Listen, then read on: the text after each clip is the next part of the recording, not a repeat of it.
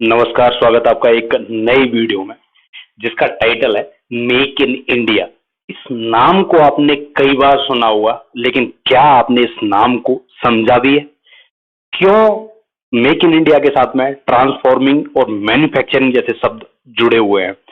क्यों इंडिया इसे एक ऐसा कंसेप्ट कहता है?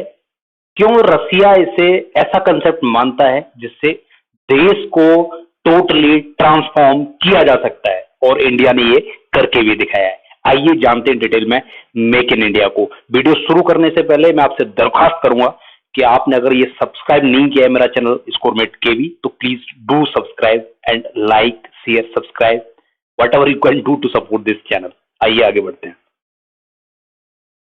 Introduction. It was launched in 2014। 2014 की पहल है। मोदी सरकार जब चुन के आई थी तो शुरू में नया नया काम किया था मेक इन इंडिया। किस लिए, क्या पर्पज है? Aim to transform India into a global manufacturing hub. तो ये समझ लीजिए मेक इन इंडिया का टोटल जो कंसेप्ट है वो जुड़ा हुआ है मैन्युफैक्चरिंग के साथ में, प्रोडक्शन के साथ में, चीजें बनाने के साथ में। ये मोटा मोटा समझ लीजिए। इसका सिंबल भी जब गणतंत्र दिवस पे निकाला गया था तो वो एक शेर था जो कि डिफरेंट ऑटोमोबाइल पार्ट बोल सकते हो आप, उनसे जुड़ा हुआ था, उनसे बना हुआ था। ये इसका सिंबल था। कहने का मतलब टेक्नोलॉजी के साथ में हम इवॉल्व करेंगे और अपनी कंट्री को एक मैन्युफैक्चरिंग हब बनाएंगे। ये मैसेज था राजपथ से उस टाइम पे जब हम बोला करते थे इसको।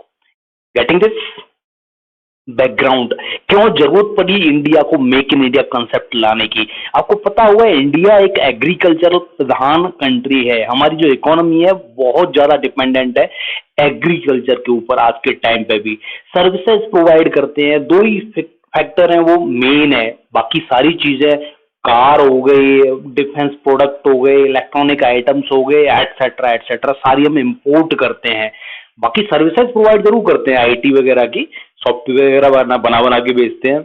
दाल चावल तेल गेहूं जो भी है वो एक्सपोर्ट करते हैं। लेकिन अल्टीमेटली जो और कंट्रीज कर रहे हैं आज के टाइम पे मैन्युफैक्चरिंग कर रहे हैं, खासकर डिफेंस के मामले में, डिफेंस आइटम्स, डिफेंस के जहाज, फाइटर एयरक्राफ्ट, ये सारे मैन्युफैक्चर कर करके भी बेच रहे हैं और इतने पैसे कमा रहे हैं। तो इस चीज को बनाने के लिए कि कैसे इंडिया को ट्रांसफॉर्म करके एक मैन्युफैक्चरिंग हब बनाया जाए, कैसे हम भी बहुत तेजी से अपना इंफ्रास्ट्रक्चर बिल्डअप करके मिसाइल्स एक्सपोर्ट करें, ऑटोमोबाइल सेक्टर में पहल करके गाड़ियां एक्सपोर्ट करें, और बहुत सारी चीजें जो हम भेज सकते हैं बाहर। इस चीज को फाइंड आउट करने के लिए ये लॉन्च किया गया। की सेक्टर्स जिसमें सरकार ने ध्यान दिया है और ध्यान देने के लिए इन सेक्टर्स को चिन्हित किया था। मैन्युफैक्चरिंग सेक्टर, प्रोडक्शन बढ़ाना है, चाहे वो कुछ भी हो, किसी भी चीज का, चाहे वो खिलौने क्यों ना हो, छोटे से छोटे आइटम्स क्यों ना हो, उनको मैन्युफैक्चर करके बाहर भेजना है। इलेक्ट्रॉनिक्स आइटम्स, ऑटोमोबाइल सेक्टर, गाड़ियां बना के बेचनी है, बाइक साइकिल्स। अफ्रीका में अगर आप जाके देखोगे तो कितना हीरो वगैरह की, जो टीवीएस की हमारी बाइक्स हैं, बहुत ज्यादा पसंद की जाती हैं। हमारी कार ऑल ओवर वर्ल्ड जाती हैं, एक्सपोर्ट की जाती हैं। तो ये ऑल द टाइम हुआ कैसे? क्योंकि लोन्स वगैरह सस्ते किए गए, प्रोडक्शन चीजें इंडिया के अंदर ही बने, उस सब पे ध्यान दिया गया। एयरोस्पेस और डिफेंस, तेजस कितने सालों से चल रहा था, तेजस एयरक्राफ्ट का प्रोजेक्ट, लेकिन सफल नहीं हो पाया था। इस 2014 के बाद में जब मेक इन इंडिया पे ध्यान दिया गया तो तेजस जैसा एयरक्राफ्ट भी आया, फाइनली उड़ान भरी। आज के टाइम पे दुनिया के कितने सारे कंट्रीज में वो फ्लाई कर चुका है और पसंद किया जा चुका है बहुत सारे कंट्रीज के द्वारा।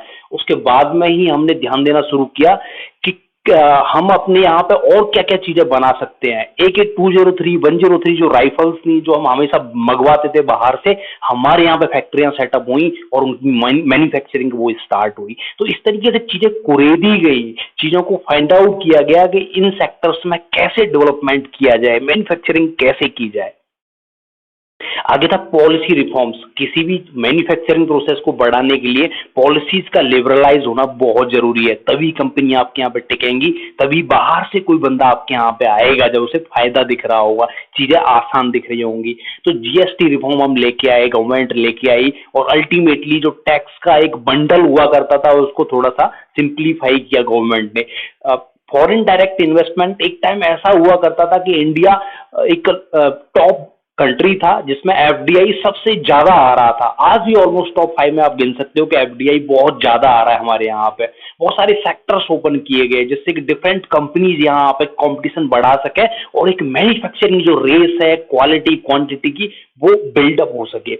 आत्मनिर्भर भारत के जरिए हमने अपने लोकल मैन्युफैक्चरर्स पे बहुत ध्यान दिया कि हमारे जो छोटे मोटे व्यापारी हैं, छोटे मोटे दुकानदार हैं या फिर कंपनी लेके बैठे हैं, वो दब ना जाए कहीं एफडीआई के चक्कर में। तो उनको भी ध्यान दिया गया और time to time import export duties का कम ज्यादा करके इस्तेमाल करके गवर्नमेंट ने ये इंश्योर किया कि हमारे यहाँ पे जो प्रोडक्शन हो रहा है वो हमारे यहाँ के लोग ज्यादा से ज्यादा करें।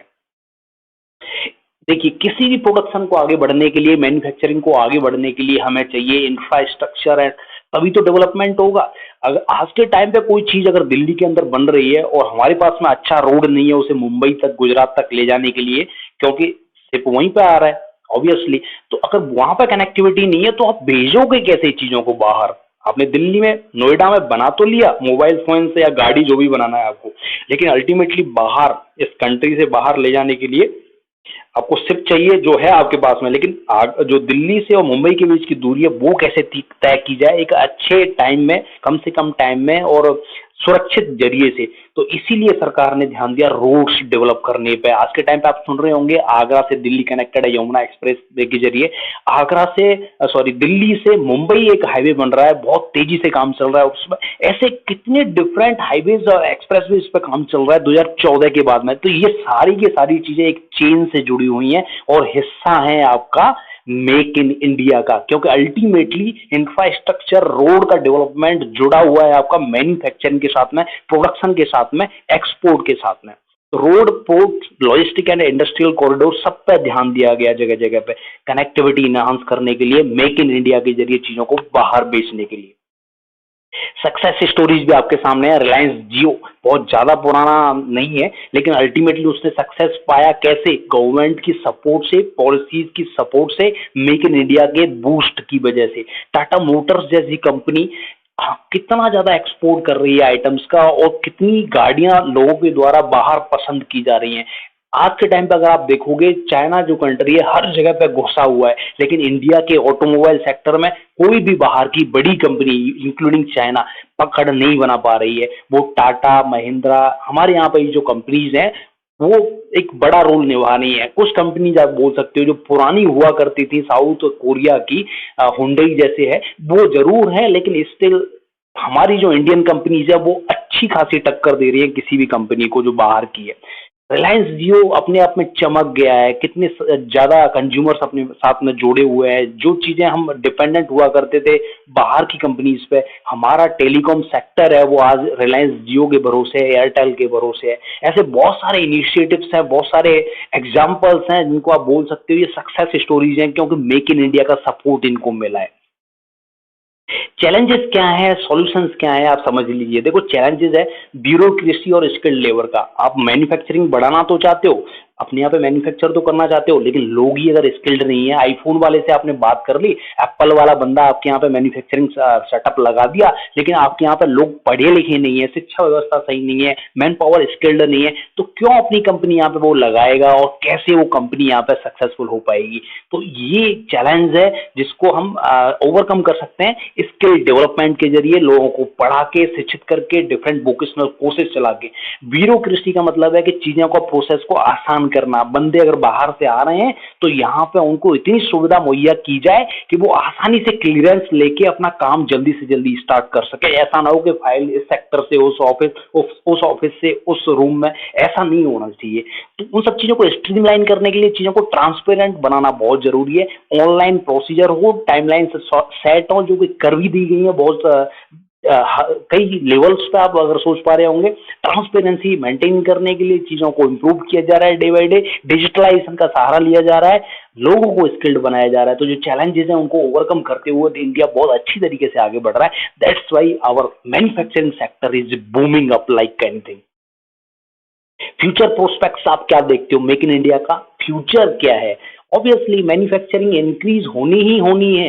इंटेंशन हमारा हमेशा से सही था, हमारी जो पॉलिसीज हैं वो ढंग से इम्प्लीमेंट हो रही हैं, काम कर रही हैं। इनोवेशंस होंगे क्योंकि जब चीजें बनती हैं और रिफाइन होके नई तरीके से सुधार के मार्केट में लाई जाती हैं तो इनोवेशंस होंगे होंगे। टेक्नोलॉजी, न्यू टेक्नोलॉजी का एडॉप्शन होगा और अल्टीमेटली वर्ल्ड क्लास लेवल हम आइटम्स प्रोड्यूस करेंगे अपने यहाँ से, इंडिया से, और कर भी रहे हैं।